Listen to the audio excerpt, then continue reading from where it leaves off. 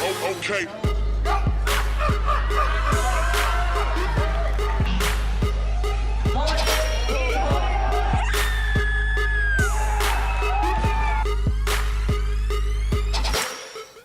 How's it going, everyone? Andy here, that huge Asian guy, and I just wanted to post the video of the interview I did with Tee Popoola. T is the current 242-pound raw with no wraps world record holder total. I think he broke that about 2 months ago, and he broke that after let's see, Dan Green had held it since I think 2014. Not exactly sure, but this year at USPA Nationals in July, John Rivas broke that record, and then in August at Boss of Bosses 3, Larry Wheels broke it for about 5 minutes, and then Herbie Hebert broke it right after him, and then T broke it recently, so he's the current record holder. So it's a great record. It's a stacked class, the 242-pound class, and I'm happy that, you know, T is my, I guess, teammate. We have the same coach, Chad Wesley Smith, and he also is sponsored by Grind Sports Nutrition as well. And I first met T at USPA Nationals in Vegas, and he's a really nice, generous, kind person.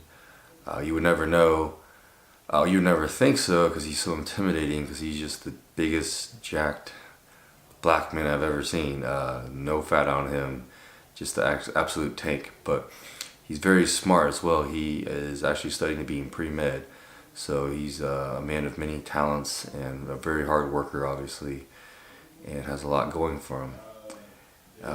We caught a quick chest workout at Barbell Brigade recently. I was in California, and so we sat down real quick and got to know him a little bit better, some things outside of powerlifting. So I hope you guys enjoy. If you have any more questions for him, I'll be going back to California soon, and hopefully we'll hook up together. So leave comments, questions below in the comments, and hope you guys enjoy. Bye.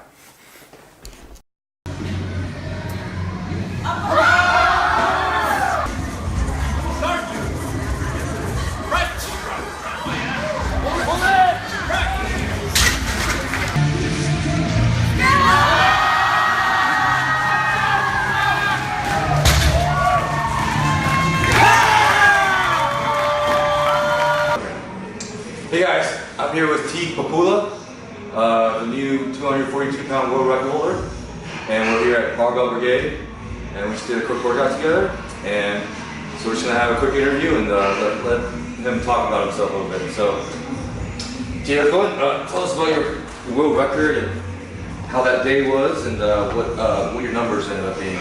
Okay, well, for starters, I've been going for the world record since 2014. So, and I finally got it after, I think that was my 6th attempt.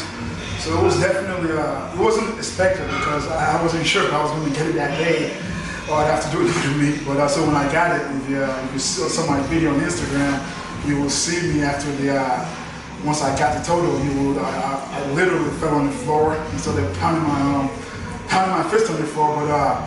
But that day was just like any other meet, you know. Every meet I've done prior to that meet, I told myself I was going to go and try to, you know, first I got to make weight, make 242, which most people know about. I'm naturally I should be in the 275 weight class, because I tend to weigh somewhere in the 270, 275 weight when I train. So going down to 242 is a huge task on its own. But I've always had, you know, faith that I can do it if I can make weight. So 5 meets prior to that, I missed weight most of the time. There was one time I made weight, but for whatever reason couldn't get it done. But this meet went great.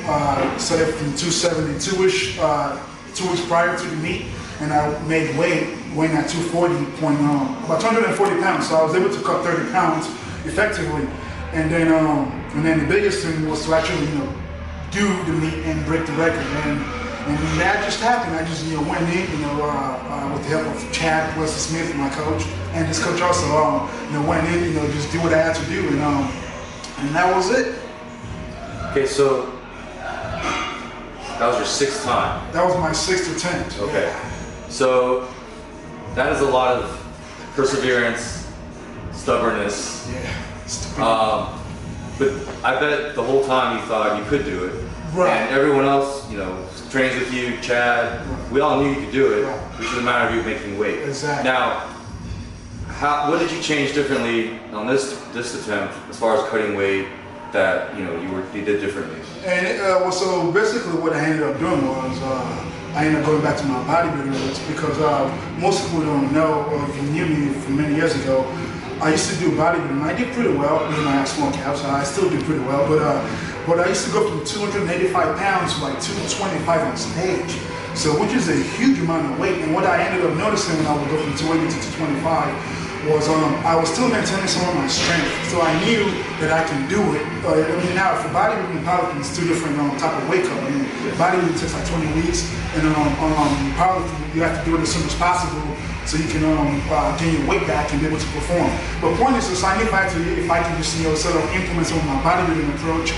So what I ended up doing was instead of waiting to the last week to cut weight, I started 2 weeks prior. So what I did was 2 weeks before the meet, I cut out my carbs. So I started going ketogenic. And I think just 2 weeks prior, starting at 272, by a week later I was already 262. Now mind you, to put it in perspective, when I was doing this 1 week out, I would start cutting carbs and hitting the sun all in the same week. So that, cutting carbs and heat exhaustion adds up. So what I ended up doing was breaking it up. So started cutting carbs. So when you cut your carbs, anyone who cut the carbs know you will get tired. So, but I didn't have to go in the sun, so I didn't have to worry about heat exhaustion. So I lost 10 pounds the first week, and by a week out, I was already used to having low carbs. Because when you start the ketogenic diet, your body has to get used to adjust to that. So I think mentally that helped me out. So it was like 4 or 5 days out, I started cutting my water. 3 days out, I started hitting the sun. So long story short, I just knew that it was a good strategy because at the end of the weight cut, I wasn't as tired as the way I had done it in the past because I basically broke it into a better segment. Yeah. And then so they ended up working out. They ended up working out great.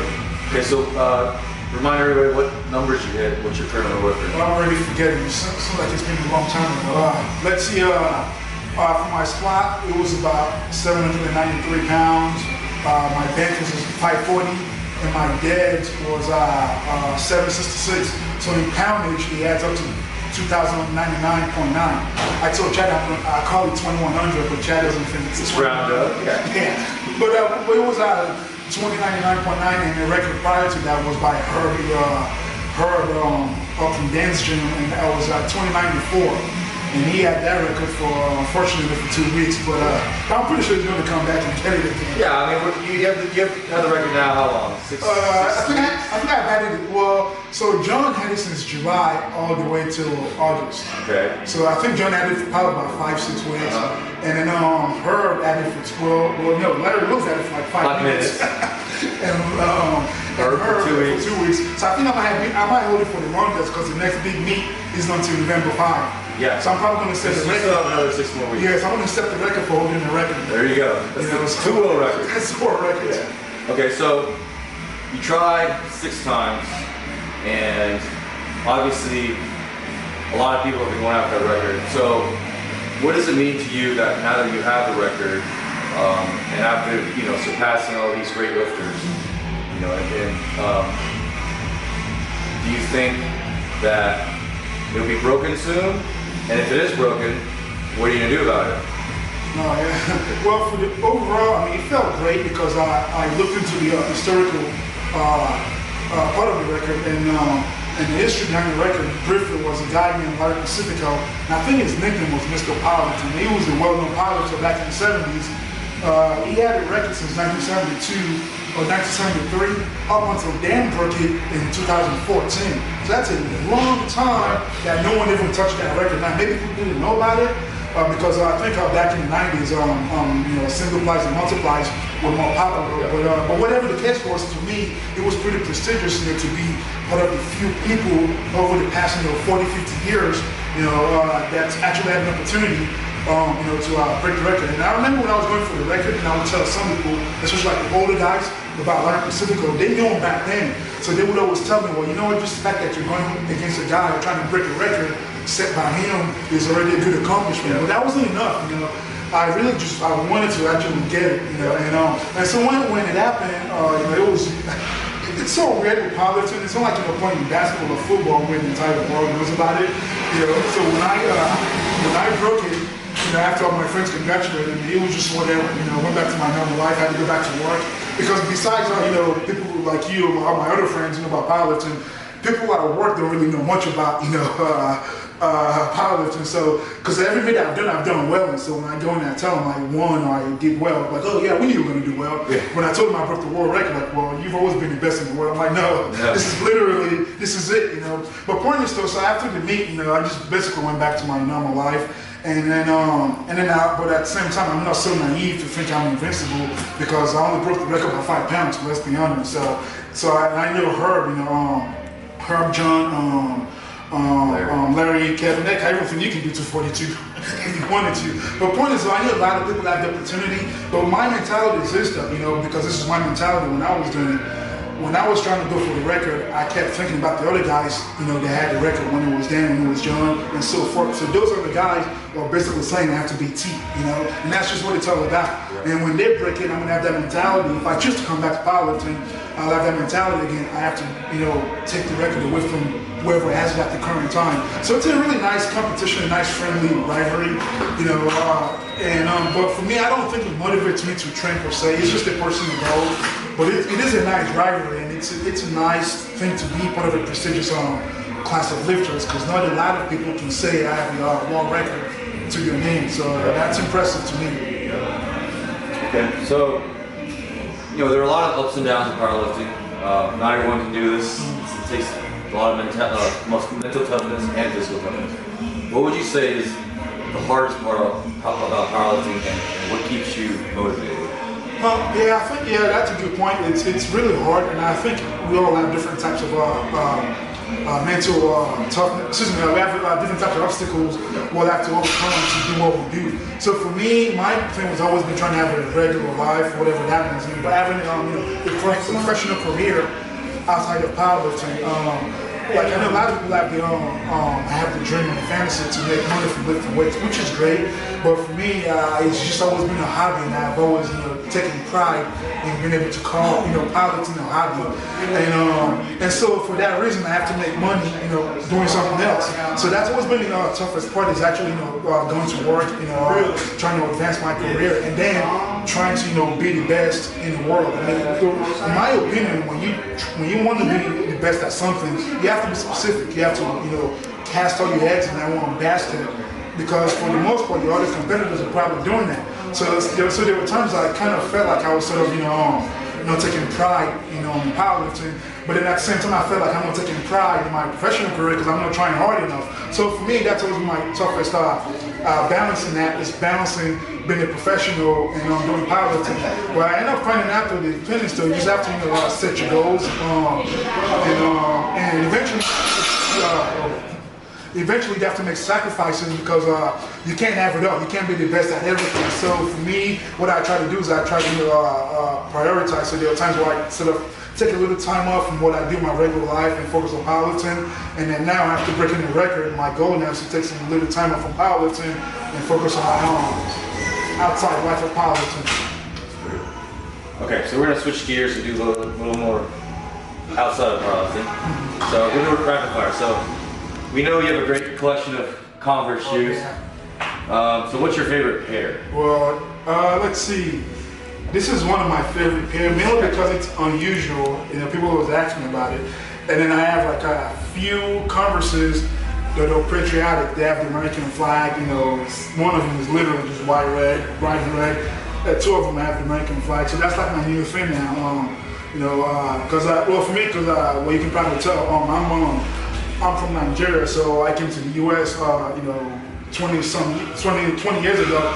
And anyone who knows about the Nigerian culture, any African culture for the most part, you can't do what I'm doing. I mean, my parents still today, they don't think I should be wasting my time lifting weights. Okay, every meet I do, my mom always tells me, when are you going to stop? You're getting too old. Yeah. She doesn't realize the older you get, the better you get. But point is though, so for me, it's really a great opportunity. It's a great honor to be able to do this, because if I was over there, I wouldn't be able to do it. And then now that I think about it, I had a lot of uncles who were very strong or very fast growing up, but they were never encouraged to make any use of it. They would always tell them to go to school and do all this, professional stuff. But when some of them could have, been world-class athletes. So for me, I'm very happy, to be an American citizen, and be able to, literally live the American dream of do what I want to do whenever I want. That's great. Okay, what is your favorite athlete outside of any sport? Well, that's an easy one. That's got to be Michael Jordan. Yeah, and it's Michael Jordan because I used to live in Michigan back when the Bulls were going for the championship in the mid '90s. But I like Michael Jordan mainly because of his mentality of how he practiced. I mean, yes, people saw how he played when he played the games. He was a great athlete when he played the games, but most people didn't really see him practice. And from what I heard and what I saw, he took practicing very seriously. And then when you think about it, for us powerlifters, our practice is basically when we go out and train. Yeah. So we just have to take it seriously, and then when you go to the meets, and the goal is that whatever you've done during your practice carries over. But it's just that mentality of always just coming in and taking everything seriously. And I mean, sometimes it's bad, and someone could say that about Michael Jordan, that it was competitive, over competitive. But I guess if you do well and you win, it's okay. That's right. Yeah. Okay. And who's your celebrity crush? Oh, jeez. Who? Chad Wesley Smith. Chad Wesley Smith. He's not a celebrity. Female. Yeah. Let's see. I think I would have to say. I won't lie. I used to want to say Kim Kardashian many years ago. I won't lie, but not anymore. Okay. Many years ago. But I have to say, I would say Chicken Ever Mendes. Oh, yeah. Ever you like the Hispanic? I like the Hispanic exotic, yeah. Okay. All right, and we got. Do you have a favorite PR song? Oh yeah, I do actually. That would be Eminem, Lose Yourself. Yeah, just that beginning part where it tells you you have only one chance to do this, you're sweating. Yeah. It's like the perfect song. Yeah, but you've had 6 chances. Exactly. Hey, speaking of that, what was his name? This driver going between Joe and Long. Oh yeah. Yeah, because he actually did his parody of that song. That's right. And I was like, oh man, don't use this song. This is my favorite song. Okay, well, let's wrap it up and go and tell us about what you're currently doing and what your future plans are. Alright, so what I'm currently doing is, like I was mentioning earlier, I'm taking some time off for powerlifting, and I'm trying to catch my eggs into trying to get into med school. So that's my main goal now. So I have to take a bunch of requisite classes to be able to apply and take like an entrance exam called the MCAT. So, and that's probably going to take me about a year or two. So the funny joke was I did an interview with Chad and Matt at your gym, and I asked him, I was just asking him, what if I applied to med school and I didn't get in? Am I going to try 6 times? but going back to one of your questions, that's one of the things I learned from powerlifting is that perseverance, sometimes pays off. But but that's my goal now. Is try to get into med school and hopefully still do some powerlifting in between that. Okay, well, that wraps it up. I'd like to thank T for the workout and the interview. That's it.